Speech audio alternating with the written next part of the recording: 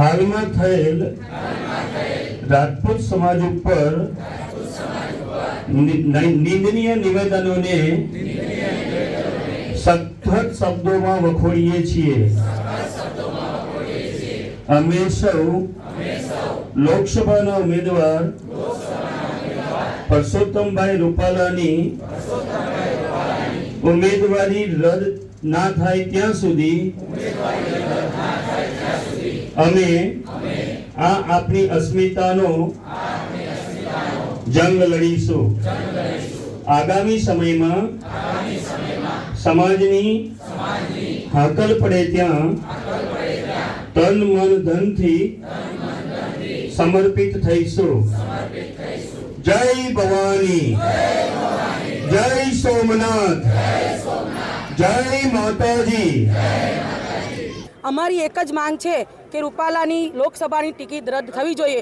અમને કોઈ પાર્ટી કે સમાજ કે સંગઠન કે કોઈ જ્ઞાતિ સાથે વિરોધ નથી। પાટીલ સાહેબે એમ કહ્યું હતું ને કે ક્ષત્રિય સમાજ મન મોટું રાખીને રૂપાલાને માફ કરી દો, તો અમે પાટીલ સાહેબને જણાવવા માગીએ છીએ કે તમે મન મોટું રાખીને રૂપાલાની ટિકિટ કેમ રદ ના કરો?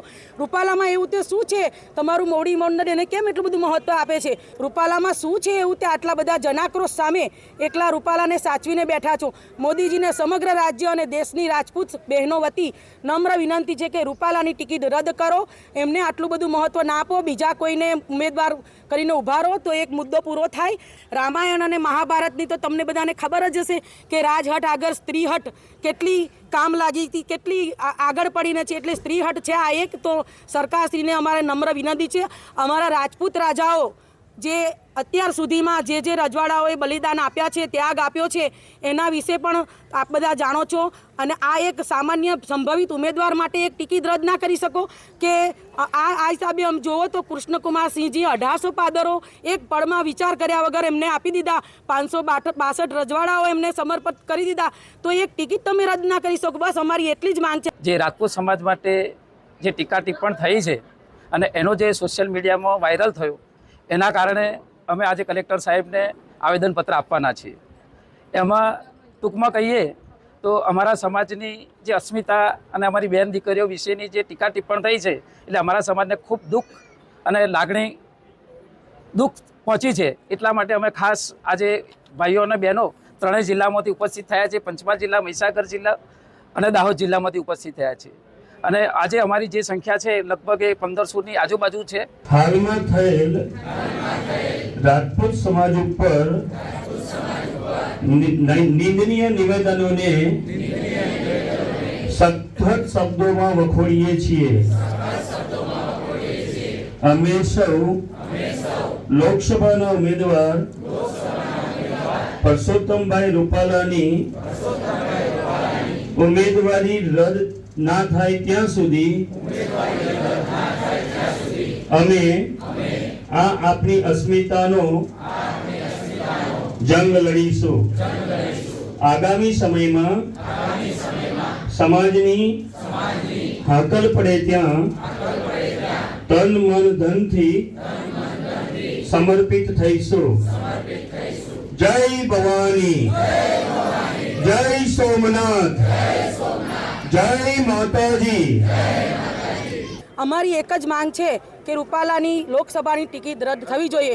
અમને કોઈ પાર્ટી કે સમાજ કે સંગઠન કે કોઈ જ્ઞાતિ સાથે વિરોધ નથી। પાટીલ સાહેબે એમ કહ્યું હતું ને કે ક્ષત્રિય સમાજ મન મોટું રાખીને રૂપાલાને માફ કરી દો, તો અમે પાટીલ સાહેબને જણાવવા માગીએ છીએ કે તમે મન મોટું રાખીને રૂપાલાની ટિકિટ કેમ રદ ના કરો?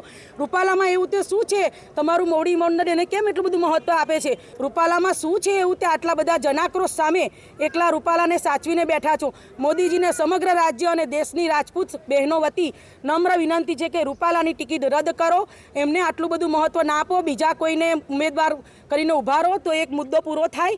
રામાયણ અને મહાભારતની તો તમને બધાને ખબર જ હશે કે રાજહટ આગળ સ્ત્રીહટ કેટલી કામ લાગી હતી, કેટલી આગળ પડીને છે। એટલે સ્ત્રીહટ છે આ એક। તો સરકારશ્રીને અમારે નમ્ર વિનંતી છે, અમારા રાજપૂત રાજાઓ જે અત્યાર સુધીમાં જે રજવાડાઓએ બલિદાન આપ્યા છે, ત્યાગ આપ્યો છે, એના વિશે પણ આપ બધા જાણો છો. અને આ એક સામાન્ય સંભવિત ઉમેદવાર માટે એક ટિકિટ રદ ના કરી શકો કે આ હિસાબે આમ જુઓ તો કૃષ્ણકુમારસિંહજી 1800 પાદરો એક પળમાં વિચાર કર્યા વગર એમને આપી દીધા. 562 રજવાડાઓ એમને સમર્પિત કરી દીધા.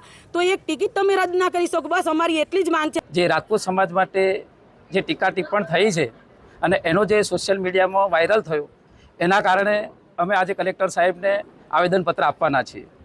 એમાં ટૂંકમાં કહીએ તો અમારા સમાજની જે અસ્મિતા અને અમારી બહેન દીકરીઓ વિશેની જે ટીકા ટિપ્પણ થઈ છે એટલે અમારા સમાજને ખૂબ દુઃખ અને દુઃખ પહોંચી છે. એટલા માટે અમે ખાસ આજે ભાઈઓ અને બહેનો ત્રણેય જિલ્લામાંથી ઉપસ્થિત થયા છે. પંચમહાલ જિલ્લા, મહીસાગર જિલ્લા અને દાહોદ જિલ્લામાંથી ઉપસ્થિત થયા છે.